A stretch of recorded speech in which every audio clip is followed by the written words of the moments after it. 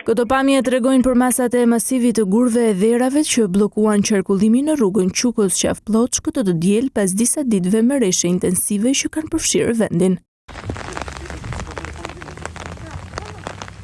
Rëshitja masive është shënuar pranë tuneleve ndërsa për të garantuar qarkullimin dhe sigurinë e udhëtarëve, lëvizja e automjeteve është devijuar në një korsi të re, e cila ishte hapur disa ditë më parë nga firma kontraktuese, pasi pritej që një situatë e tillë të ndodhte.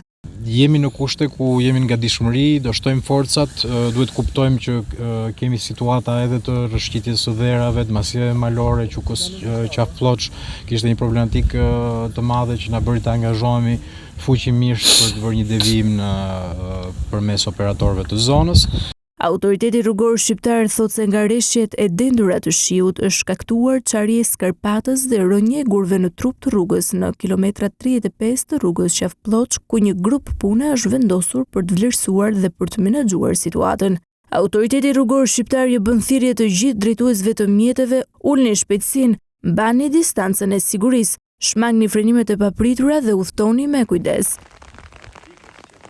Rreshtet e shiut kanë shkaktuar dëmtime në argjinatura dhe ujë dhe rrugë në disa qarqe të vendit, nga veriu në jug, ku situatat e krijuara janë në monitorim nga forcat e ushtrisë.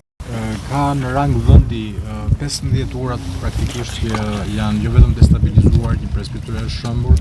Sipas të dhënave zyrtare, këtë të diel mbi 520 hektar tokë janë të përmbytura në rang vendi dhe disa dhjetra banesa janë dëmtuar apo me prani uji. Ministri i Mbrojtjes pasi inspektoi situatën në qarkun e Korçës, tha se rreziku ende nuk ka kaluar. Do jenë ditë të vështira sepse rreshtet do rifillojnë.